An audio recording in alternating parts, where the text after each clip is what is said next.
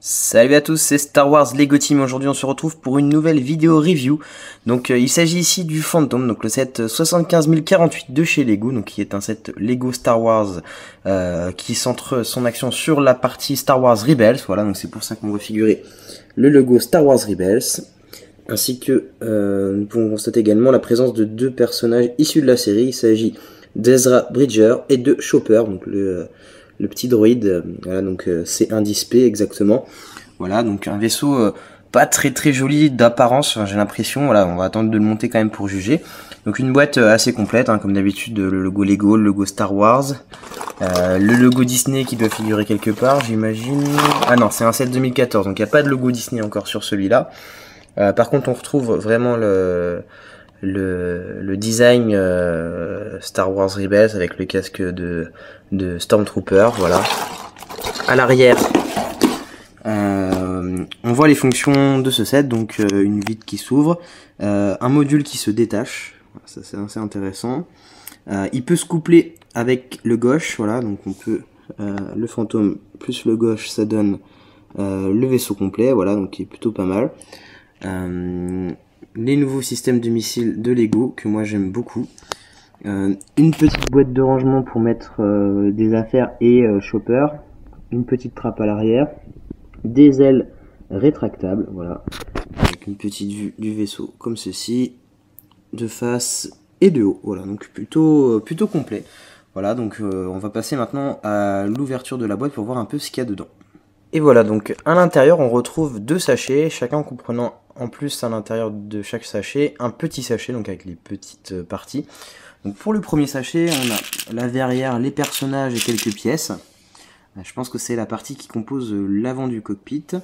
Et quelques petites pièces également. Donc voilà, un stuff plutôt à dominante de blanc, voilà, qui est assez banal dans l'univers Star Wars. Généralement c'est plutôt des couleurs soit gris, soit gris foncé, voilà, c'est plutôt étonnant. Dans le deuxième sachet, donc idem, on retrouve à nouveau beaucoup de blanc, un peu de jaune, un peu de gris aussi quand même, les missiles. Et dans le petit stuff, une pièce intéressante que j'avais jamais vue, c'est cette pièce-là. Donc c'est une Rontil 2x2, mais elle est creusée au milieu. Donc ça, j'avais jamais vu cette pièce-là.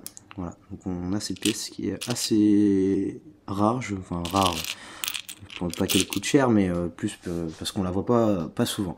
Voilà, donc on va maintenant passer au montage des figurines et du vaisseau. On commencera la présentation par les figurines. Et côté figurines, le moins que l'on puisse dire, c'est que Lego a tout de même fait un certain effort. On retrouvera donc ici deux figurines qui sont Ezra Bridger, donc qui est une figurine plutôt jolie. Voilà, donc sérigraphiée à l'avant, sur les jambes et à l'arrière avec son petit logo personnel, qu'on retrouve en deux versions, une avec ses cheveux et une avec le casque de cadet impérial. Donc si vous avez regardé la série, vous comprendrez d'où il tient ce casque. Voilà, donc les deux versions. Plutôt assez décevant, j'ai trouvé, compte tenu de sa forme normale. J'ai trouvé extrêmement plat à l'avant, même écrasé. Donc ça c'est un peu dommage. Mais globalement, il reprend quand même bien la bonne sérigraphie. La deuxième figurine, c'est Chopper, le petit droïde. Si j'arrive à le décrocher, voilà, donc Chopper, qui est également extrêmement détaillé. Voilà, très joli. Vous noterez la présence sur les deux figurines de Dark Orange, voilà, donc une couleur assez sympathique qui rend plutôt bien. Voilà, donc je trouve que ces figurines-là sont plutôt soignées. Je vous présente maintenant le vaisseau et ses fonctionnalités. Donc le vaisseau en soi est plutôt bien réussi par rapport à ce qu'il est dans la série en termes visuels.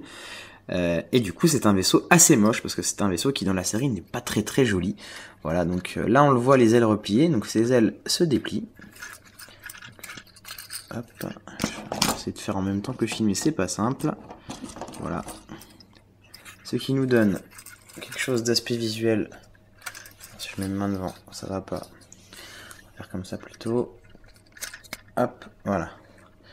D'aspect visuel, voilà, top. Voilà. Ça casse vraiment pas trois pattes à un canard. C'est même plus beau refermé, limite. Au moins, ça a une forme assez sympa. L'arrière est plutôt soigné. Voilà, donc vraiment joli. Donc c'est un vaisseau qui peut se raccorder au Ghost, donc j'avais montré sur la boîte. Donc il y a, alors normalement il rentre dans ce sens-là, dans le Ghost. Donc du coup, normalement le nez il est à l'intérieur du Ghost. Mais sur Lego, enfin sur le set Lego, il rentre à l'envers, voilà, donc il rentre le nez à l'arrière. Voilà, donc Lego a quand même prévu une petite fonctionnalité intéressante pour ceux qui voudraient que ça apparaisse comme étant normal, donc c'est-à-dire pas le nez à l'arrière, mais le nez à l'intérieur. Du coup, la partie avant et la partie arrière sont séparables. Voilà, donc on peut les déclipser. Et du coup, on a ici deux pignons techniques qui permettent de raccorder directement juste cette partie-là dans le Ghost si vous l'avez, pour avoir du coup l'arrière comme ceci, et donc avoir quelque chose qui ressemble au vrai vaisseau. Donc ça, je trouve que c'est plutôt bien vu de la part de Lego d'avoir prévu cette fonctionnalité, ce qui fait que ceux qui achètent le Ghost vont pouvoir avoir un vaisseau complet et qui ressemblera vraiment à ce qui se fait dans la série. Donc on retrouve évidemment un habitacle avec, aux grandes joies, des stickers. Voilà, donc les stickers c'est la nouvelle marotte de Lego, ils en mettent partout. Il y en a également ici et de l'autre côté. Voilà, et il y en a un petit qui se trouve ici, juste devant le lanceur de missiles. Voilà, donc le lanceur de missiles dénote un peu par rapport au reste du vaisseau. Là, on se demande un peu ce qu'il fait là. Le vaisseau est sorti l'année où Lego a sorti ce système de missiles. Donc je pense qu'ils ont voulu le mettre à peu près partout où c'était possible de le mettre. Donc ça c'est un peu dommage que du coup ça ne va pas très bien. Donc on peut mettre tout à fait un pilote assis. Donc là c'est Ezra. Donc Ezra, il a, même si c'est un enfant, il a des jambes de taille normale. Donc parce qu'il a, en vrai dans la série, il a 14-15 ans je crois, quelque chose comme ça. Voilà, donc il a une taille adulte. En tout cas la figurine a une taille adulte. Voilà, donc il faut le mettre un petit peu couché, comme ceci. Et ça ferme parfaitement. Lego a également prévu un emplacement pour ranger le casque et l'arme d'Ezra, qui se situe à l'arrière. Donc c'est un tout petit emplacement. Et si vous levez cette partie, vous pouvez décrocher le plafonnier et dévoiler un espace où on peut glisser Chopper. Voilà, donc ce qui permet d'avoir Ezra et Chopper dans le même vaisseau. Voilà. Donc en vrai, normalement, ce vaisseau peut transporter jusqu'à 8 personnes assises. Vous remarquerez, pour le coup, le modèle Lego est très très loin de la réalité de ce vaisseau, parce qu'on ne peut glisser que Chopper difficilement à l'intérieur. Voilà, vous m'avez vu galérer d'ailleurs. Hop, et quand c'est fermé, on referme la petite trappe. Et voilà, donc là, à l'intérieur, il y a Ezra et Chopper, donc voilà, donc ça passe parfaitement. Voilà, donc c'est vraiment un peu dommage que l'intérieur soit aussi petit. C'est dû notamment à la place que prennent les ailes, parce qu'en fait, une fois qu'on a déplié les ailes, on se rend compte que le vaisseau n'est pas épais, et en fait il fait 4 de large, donc c'est vraiment très très peu. Donc ça aurait été compliqué de mettre 8 personnes là-dedans. Voilà, ça aurait peut-être pu être sympa que Lego fasse 2 de largeur en plus pour pouvoir y glisser, par exemple, d'autres compagnons d'Ezra Bridger comme Kanan Jarrus ou Hera ou Zeb. Voilà, ça aurait pu être cool de prévoir ce petit espace là, de le faire un tout petit peu plus large. Voilà, donc c'est un peu dommage que Lego n'y ait pas pensé. Mais sinon, on est plutôt sur quelque chose qui est fidèle à ça vous a plu.